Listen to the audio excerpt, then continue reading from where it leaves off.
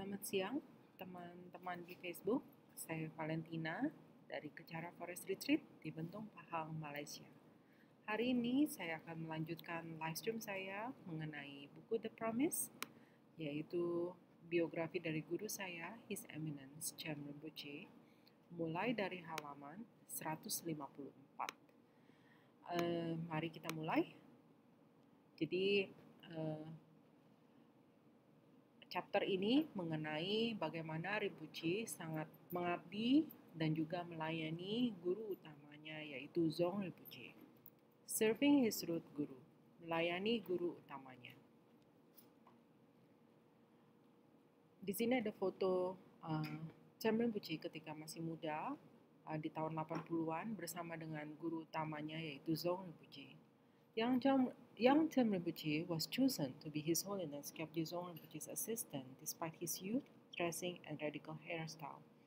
Jadi, Chem Rinpoche itu dipilih menjadi asisten Dzong Rinpoche selama kunjungannya di Amerika, walaupun Rinpoche pada saat itu masih sangat muda dan juga gaya berpakaian dan gaya rambutnya itu sangat radikal ya untuk zamannya.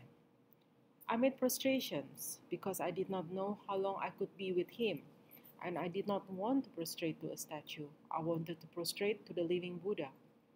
Saya bersujud kepadanya karena saya tidak tahu berapa lama saya akan berada bersamanya, dan saya tidak mau bersujud kepada sebuah patung. Saya mau bersujud kepada Buddha hidup. Itu adalah kutipan dari guru saya, Chem Rinpoche. Kita lanjut ke halaman 155. Di sini ada kutipan lain dari Rinpoche. I would wash his cups and his plates first, clean them and put them on the highest shelf in the kitchen without damaging anything. Sometimes I would wash his silverware twice, wipe it very carefully so that none of it was dirty or sticky. I would put everything away in a special place so no one could touch his items. I even put up a sign in case anybody made a mistake. This was an opportunity to serve my guru. Saya akan mencuci cangkirnya dan piringnya dulu, membersihkannya, dan kemudian menaruhnya di rak paling atas di dapur, tanpa merusak apapun. Terkadang saya akan mencuci peralatan makan dari peraknya 2 kali, melapnya dengan hati-hati, sehingga tidak ada yang kotor atau lengket. Saya juga akan menyimpan semuanya di tempat yang spesial sehingga tidak ada orang yang bisa menyentuh barang-barangnya. Saya bahkan menaruh sign ya atau peringatan hanya bila ada orang yang berbuat kesalahan. Ini adalah kesempatan bagi saya untuk melayani guru saya. The day soon came when His Holiness Kyabje Dzong Rinpoche was scheduled to arrive at the center. To Chem Rinpoche's great disappointment, he had to work that day and would not be present for the Lama's arrival. Jadi, hari ketika Kyabje Dzong Rinpoche tiba, pada saat itu Rinpoche harus bekerja dan Rinpoche sangat kecewa sekali karena tidak bisa turut menyambut Dzong Rinpoche. The center was abuzz with activities. When Rinpoche rushed back after work with luggage everywhere and new shoes by the door, an unfamiliar voice drifted down from the floor above, a voice he had never heard before. Instantly Rinpoche knew his Lama had come. Oh my God, that must be him, Rinpoche thought as he pretended to be busy in the kitchen. Wihara Rinpoche pada saat itu sangat sibuk dengan berbagai aktivitas dan Rinpoche segera pulang setelah bekerja. Ketika sampai di wihara, dia melihat ada banyak koper-koper di mana-mana dan juga ada sepatu baru di depan pintu.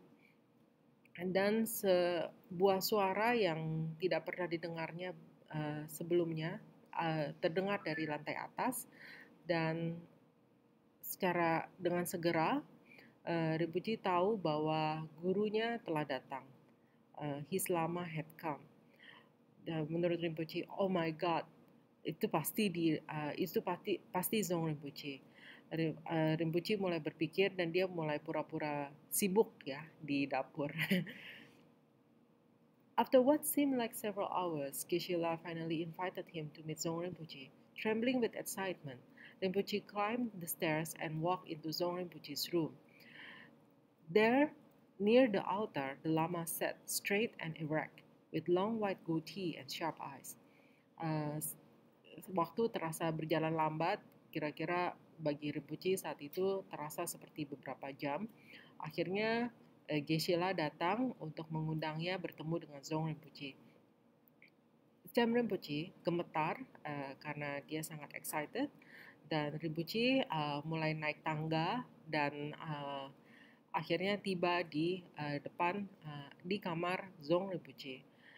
Dan di sana dekat sebuah altar, Dzong Rinpoche duduk sangat tegak ya, dan juga pada saat itu beliau memiliki janggut berwarna putih dan juga matanya sangat tajam. Rinpoche prostrated 3 times, stared at Dzong Rinpoche in awe, and then overwhelmed. He broke down and cried. Without ego, Dzong Rinpoche said, "I'm not anything special. You don't need to cry. Now you can tell him to get out." Rinpoche bersujud 3 kali dan kemudian menatap Dzong Rinpoche dengan terkagum-kagum. Dan karena akhirnya emosinya meluap, Dzong Rinpoche akhirnya menangis. Tanpa ego, Dzong Rinpoche berkata, "Saya bukan orang yang spesial, kamu tidak perlu menangis." Lalu dia berkata kepada Geshe-la bahwa sekarang Dzong Rinpoche boleh keluar. The young Rinpoche left the room and confided in Geshe-la, saying, "I did not do too well." Geshe-la told him he had done nothing wrong. With that, Dzong Rinpoche's first audience with Dzong Rinpoche was over. He went back downstairs to prepare dinner for Dzong Rinpoche, Geshe-la, and Dzong Rinpoche's entourage of 6. Rinpoche yang pada saat itu masih muda meninggalkan ruangan Dzong Rinpoche dan berkata kepada Geshe-la, saya sepertinya tidak terlalu bertingkah laku terlalu baik di sana. Dan Geshe-la mengatakan kepada Rinpoche, kamu tidak berbuat salah sama sekali. Dengan itu berakhirlah pertemuan Dzong Rinpoche yang pertama kali dengan Dzong Rinpoche. Dzong Rinpoche kemudian pergi ke bawah dan juga untuk menyiapkan makan malam untuk Dzong Rinpoche, Geshe-la, dan juga rombongan Dzong Rinpoche yang berjumlah 6 orang. The emotional first meeting heralded the start of a close relationship between Rinpoche and Dzong Rinpoche over the next 6 months. Dzong Rinpoche had been elected to be Dzong Rinpoche's assistant despite the protest of a few powerful sponsors who thought he would misrepresent Dzong Rinpoche due to his youth, inexperience, dressing, and hairstyle. They told Geshe-la, "No way. He is such a bad representation of Dzong Rinpoche. He's just a kid. Look at the way he looks, his hair, the way he dresses. That is going to represent one of the greatest living Dharma teachers of Tibet. Certainly, we can do better." Their comments hurt Rinpoche, but did not discourage him. On the contrary, it made him even more determined to serve Dzong Rinpoche to the best of his ability, leaving no room for criticism. Jadi setelah pertemuan pertama yang emosional, ini adalah awal dari hubungan yang sangat dekat antara Rinpoche dan Dzong Rinpoche selama 6 bulan berikutnya. Dzong Rinpoche dipilih untuk menjadi asisten Dzong Rinpoche walaupun ada beberapa sponsor dari wihara yang protes karena mereka menganggap Rinpoche akan memisrepresent Dzong Rinpoche karena dia masih muda, tidak berpengalaman, bajunya dan gaya rambutnya yang aneh, dan juga mereka mengatakan kepada Geshe-la, "No way, ya, tidak boleh. Dia adalah perwakilan yang buruk bagi Dzong Rinpoche. Dia hanya anak-anak.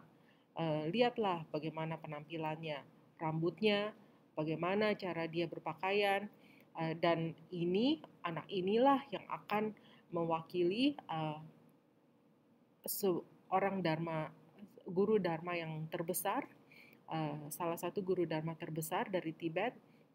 Tentu saja kita bisa mendapatkan orang yang lebih baik." Komentar mereka menyakiti Rinpoche, tetapi tidak membuatnya mundur ya dari tekadnya. Sebaliknya, hal ini membuat Rinpoche bertekad untuk melayani Dzong Rinpoche dengan sebaik-baiknya, agar tidak ada orang lagi yang bisa mengkritiknya. Every day for 6 months, Rinpoche served Dzong Rinpoche tirelessly. As Dzong Rinpoche only spoke Tibetan, Rinpoche could not talk to Dzong Rinpoche directly, so he would communicate constantly with the translators and assistants to find out what food he liked and the details of his schedule. Hampir setiap hari selama 6 bulan, Rinpoche melayani Dzong Rinpoche tanpa mengenal lelah. Dan Dzong Rinpoche pada saat itu hanya berbicara bahasa Tibet, dan Rinpoche tidak bisa berkomunikasi secara langsung dengan Dzong Rinpoche. Jadi dia akan berkomunikasi secara konstan dengan penerjemah dan juga asistennya untuk mengetahui sebetulnya makanan seperti apa yang disukai oleh Dzong Rinpoche dan detail jadwalnya. Starting early in the morning, Rinpoche would prepare breakfast for Dzong Rinpoche, his entourage and Geshe-la. He would always serve Dzong Rinpoche first, making 3 processions after offering the food. Then he would serve Geshe-la, and after making sure Geshe-la did not need anything else, he would serve Dzong Rinpoche's entourage, which included 2 German students, the translator's uncle, and 2 monk assistants. Mulai dari pagi hari, Rinpoche akan mulai menyiapkan sarapan untuk Dzong Rinpoche dan rombongannya dan juga Geshe-la.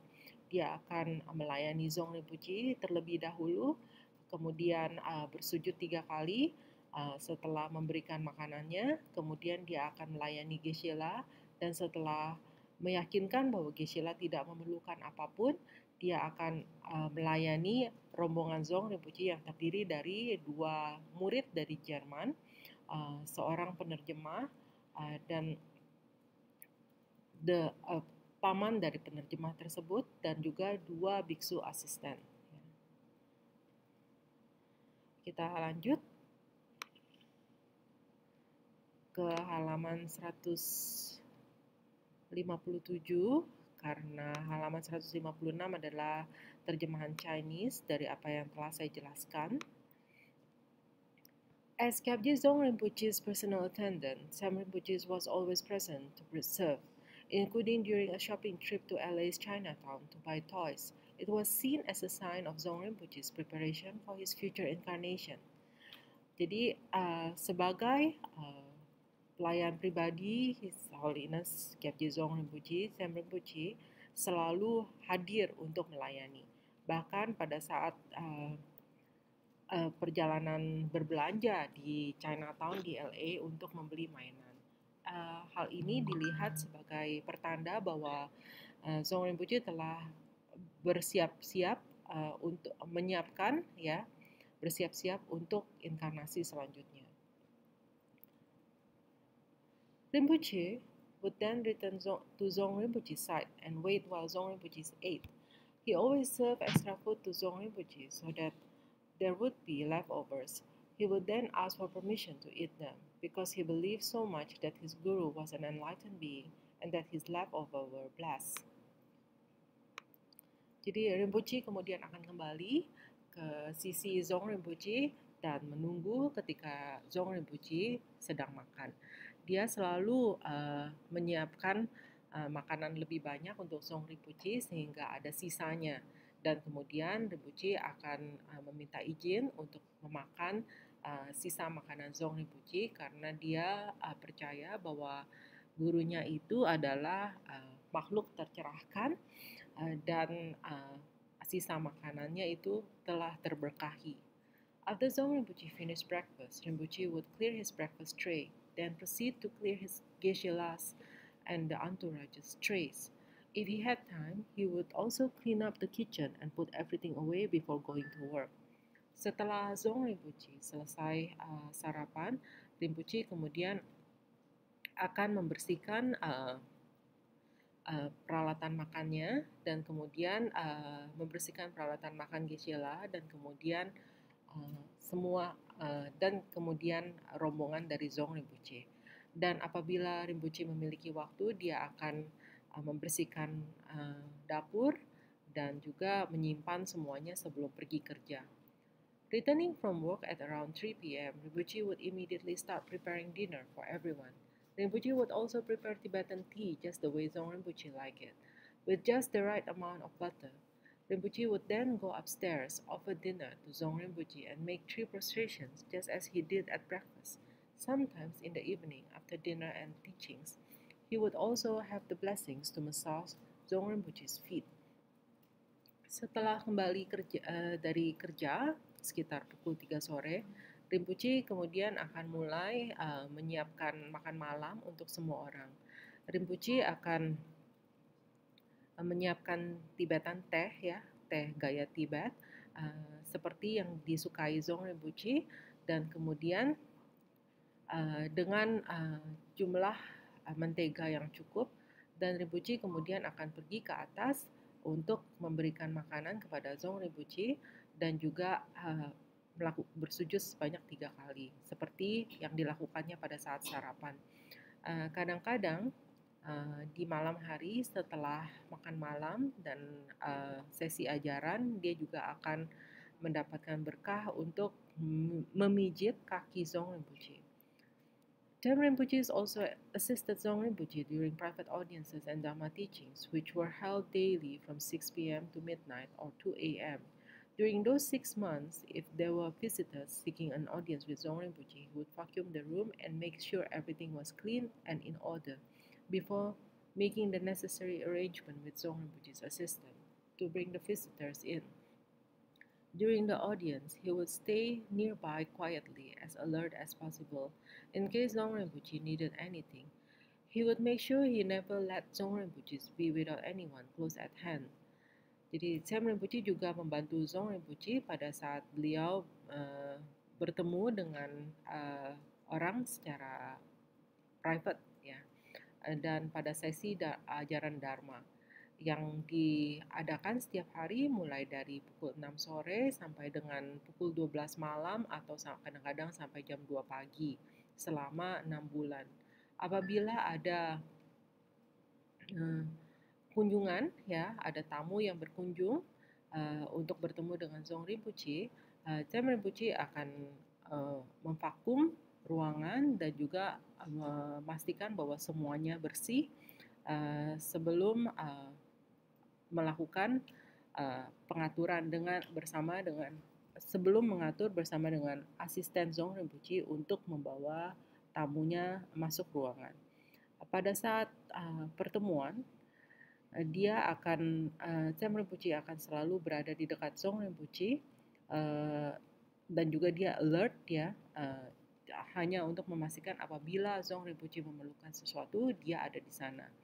Dan dia juga Dzong Rinpoche juga memastikan bahwa Dzong Rinpoche, dia selalu ada orang dekat Dzong Rinpoche just in case Dzong Rinpoche memerlukan sesuatu.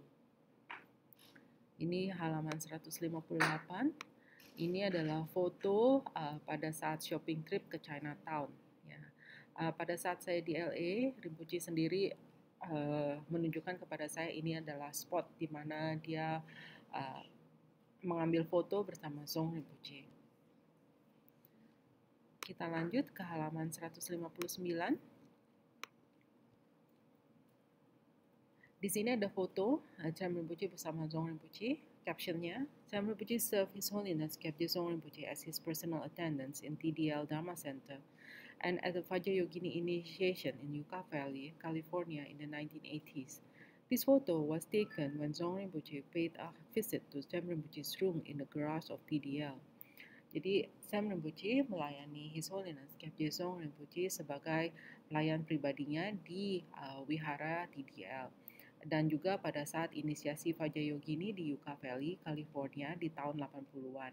Foto ini diambil ketika Dzong Rinpoche sedang berkunjung ke kamar Cham Rinpoche di garasi di TDL.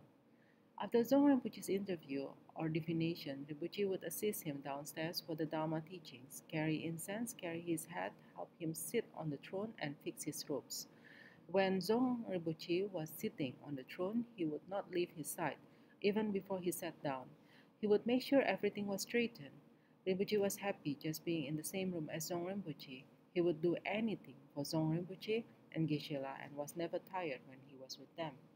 Setelah Zong Rinpoche melakukan interview atau divinasi, Rinpoche kemudian akan membantu Zong Rinpoche di lantai bawah, ke lantai bawah untuk sesi ajaran Dharma, membawa dupa, membawa topinya, dan juga membantunya untuk duduk di tahta dan juga merapikan jubahnya. Ketika Zong Rinpoche sedang duduk di atas throne-nya atau tahtanya,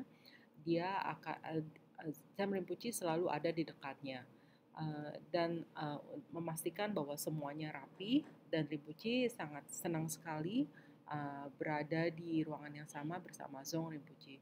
Dia akan melakukan segalanya untuk Zong Rinpoche dan Geshe-la, dan Cham Rinpoche tidak pernah merasa lelah ketika sedang bersama mereka. Every night before Rinpoche went to sleep, he showed his true Guru devotion by making 100 prostration in front of Zong Rinpoche's bedroom door.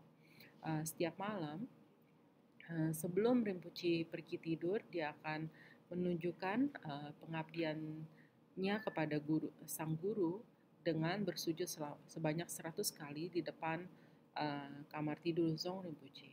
Other members at TDL observed that Rinpoche would always be tremendously respectful of Zong Rinpoche. When leaving the room, the other students would turn and walk out, while Rinpoche would back out of the room, still facing Zong Rinpoche. Anggota wihara yang lain di TDL mengamati bahwa Rinpoche itu selalu sangat hormat kepada Zong Rinpoche. Dan ketika mereka meninggalkan ruangan, murid-murid yang lain akan mulai berbalik untuk membelakangi Zong Rinpoche dan kemudian pergi keluar. Sementara Rinpoche akan berjalan mundur dari ruangan dan masih menghadap Zong Rinpoche. Some of the other students were jealous of Rinpoche's exceptionally close relationship with Zong Rinpoche, but there was nothing they could criticize the teenager for. His devotion and service to his guru was flawless. Beberapa murid lain merasa cemburu karena Rinpoche memiliki hubungan yang sangat dekat dengan Zong Rinpoche, tetapi mereka tidak bisa mengkritik remaja ini karena pengabdiannya dan juga pelayanannya kepada sang guru itu tanpa cacat, ya. I would do my best to massage his feet every day, and I would kiss his feet because I read in an Indian tantric manual that to show the deepest respect to someone very high is to touch the lowest part of their body. Saya akan berusaha sebisa mungkin untuk memijat kakinya setiap hari, dan saya akan mencium kakinya karena saya membaca di manual tantrik India bahwa untuk menunjukkan rasa hormat yang terdalam bagi seseorang adalah dengan menyentuh bagian terbawah dari tubuh mereka. Rinpoche made it a game after a while. He would show me his foot, and when I tried to grab it, he would quickly pull it back and laugh. When I grab it, I would put it on my head and I would kiss it. Tibetans do not kiss. I did it because I had grown up with American culture. It was my way to show my reverence to him because I could not speak his language. Rinpoche, Zong Rinpoche kemudian akan melakukan permainan dengan Cham Rinpoche dan dia akan menunjukkan kepada Cham Rinpoche kakinya, dan kemudian ketika Cham Rinpoche mencoba memegang kakinya, Zong Rinpoche akan menarik kakinya kembali dan kemudian tertawa. Ketika akhirnya Rinpoche berhasil menyentuh kakinya, Rinpoche akan menyentuhkan kaki Zong Rinpoche di atas kepalanya dan kemudian akan menciumnya. Ini sebetulnya bukan tradisi Tibet, ya. Orang Tibet biasanya tidak mencium, tetapi Rinpoche melakukannya karena dia tumbuh besar di Amerika, di tengah budaya Amerika. Dan ini adalah cara Cham Rinpoche untuk menunjukkan rasa hormatnya kepada sang guru. Karena Cham Rinpoche tidak bisa berbicara bahasa Tibet pada saat itu. Kita lanjut di halaman 160. Di sini ada foto, ya, di mana Zong Rinpoche memberikan audience. Jadi Cham Rinpoche watches alertly in the background during one of His Holiness Kyabje Dzong Rinpoche's teachings. Jadi pada sesi ajaran Dzong Rinpoche, Rinpoche selalu melihat, selalu mengawasi dari belakang ya untuk memastikan bahwa apabila Dzong Rinpoche memerlukan sesuatu, dia ada di dekat sana. Kita lanjut ke halaman 161. Ini adalah foto terakhir yang diambil oleh Cham Rinpoche bersama Dzong Rinpoche ya. A very sad photo taken the morning His Holiness Kyabje Dzong Rinpoche left LA to return to India. This was the last time Cham Rinpoche ever saw Dzong Rinpoche. Jadi ini adalah foto yang sedih karena ini adalah foto yang terakhir diambil pada saat Dzong Rinpoche meninggalkan Los Angeles. Dan ini adalah terakhir kalinya Cham Rinpoche melihat Dzong Rinpoche. Di halaman 162 ada kutipan dari Cham Rinpoche. I will never forget those days. I never look back on those days as work.